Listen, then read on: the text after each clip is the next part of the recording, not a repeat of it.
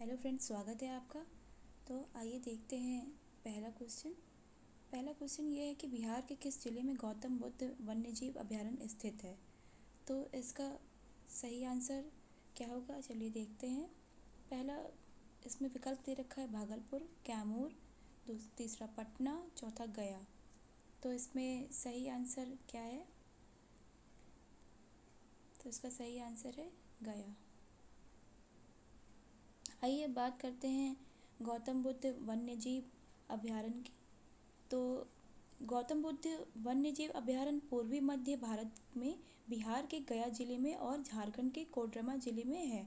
इसका क्षेत्रफल 259 वर्ग किलोमीटर है। यहाँ बाघ, तेंदुआ, सुस्त भालू, चीतल, चिंकारा और पक्षियों की अनेक प्रजातियाँ जो हैं वो पाई जाती हैं। तो चलिए आगे देखते हैं नेक्स्ट क्वेश्चन। दूसरा क्वेश्चन ये है कि मेची किस नदी की एक महत्वपूर्ण सहायक नदी है। तो इसमें ऑप्शन दे रखे हैं महानंदा, गंडक, कोसी, घाघरा। तो इसका सही आंसर है महानंदा। और बात करें अगर महानंदा नदी की, तो महानंदा नदी भारत के पश्चिम बंगाल व बिहार राज्यों और बांग्लादेश में बहने वाली एक नदी है। यह गंगा नदी एक उपनदी है। हिमालय से निकलने वाली गंगा की अंतिम सहायक नदी है। यह बिहार व पश्चिम बंगाल का बॉर्डर बनाती है। तो इसका जो स्रोत है वो हिमालय है और इसका जो मुहाना है वो गंगा जी है। और सिलीगुड़ी और शहर जो है वो सिलीगुड़ी है और जो देश है वो भारत और बांग्लादेश है। तो अगर बात करें हम मेची नदी की, तो मेची नदी नेपाल और भारत से होकर बहने वाली एक नदी है। यह महानंदा नदी की सहायक नदी है। यह नेपाल में महाभारत पर्वत श्रेणी से निकलती है और नेपाल से प्रवाहित होकर भारत और नेपाल की सीमा बनाते हुए बिहार राज्य में प्रवेश करती है, जहाँ किशनगंज जिले में महानंदा नदी से मिल जाती है। और इसकी लंबाई लगभग 80 किलोमीटर है और इसी पर एक ब्रिज बना है जिसको कहते हैं मेची ब्रिज। तो आइए देखते हैं नेक्स्ट क्वेश्चन। नेक्स्ट क्वेश्चन ये है कि किस नदी के तट पर गौतम बुद्ध को ज्ञान की प्राप्ति हुई थी। तो इसका जो सही आंसर होगा वो है निरंजन नदी। और आइए जानते हैं निरंजन नदी के बारे में।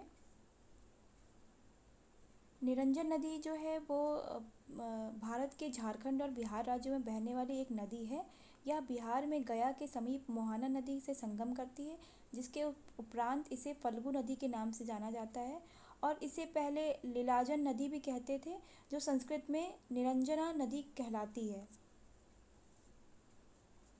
तो आइए देखते हैं नेक्स्ट क्वेश्चन। नेक्स्ट क्वेश्चन ये है कि बिहार में सोन नदी पर निम्नलिखित में से कौन सा बांध बनाया गया है। तो इसके ऑप्शंस जो हैं वो ये है कि जौब बांध, इंद्रपुरी बांध, जलकुंड बांध, नकती बांध। तो इसका जो भी आंसर है वो सेकंड है, इंद्रपुरी बांध। तो आइए जानते हैं इंद्रपुरी बांध के बारे में।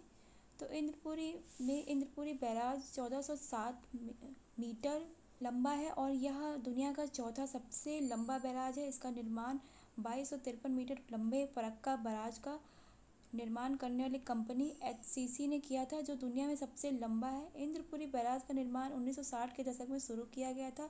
इसे 1968 में चालू किया गया था। और इसमें यह है कि सोन से नदी के दोनों किनारों पर नहर प्रणाली से पानी और बड़े क्षेत्रों की सिंचाई की जाती है। एनीकट के 8 किलोमीटर ऊपर बैराज का निर्माण किया गया था। तो ये रहा इंद्रपुरी की बात। आइए बढ़ते हैं नेक्स्ट क्वेश्चन की ओर। नेक्स्ट क्वेश्चन ये है कि किस वर्ष प्रसिद्ध कवि रामधारी सिंह दिनकर को पद्म भूषण से सम्मानित किया गया था। तो इसका सही आंसर है, पहले तो ऑप्शन देख लेते हैं, 1949, 1959, 1969, 1972। इसका सही आंसर है 1959। आइए आगे बात करते हैं। कवि रामधारी सिंह दिनकर हिंदी के एक प्रमुख लेखक, कवि व निबंधकार थे। वे आधुनिक युग के श्रेष्ठ वीर रस के कवि के रूप में स्थापित हैं। दिनकर स्वतंत्रता पूर्व एक विद्रोही कवि के रूप में स्थापित हुए और स्वतंत्रता के बाद राष्ट्र कवि के नाम से जाने गए। वे छायावादोत्तर कवियों की पहली पीढ़ी के कवि थे। इनका जन्म सिमरिया में हुआ था, बिहार में, और इनकी मृत्यु बेगूसराय में हुई थी। और इनका साहित्यिक आंदोलन राष्ट्रवाद व प्रगतिवाद था। और इनकी माता और पिता का नाम बाबू रवि सिंह और मनरूप देवी था। और इनको आज का ये important question for all competitive exam. कैसी लगी आपको ये वीडियो हमें ज़रूर बताएं। ये इन्फॉर्मेशन कैसी लगी, please like share subscribe. Thank you.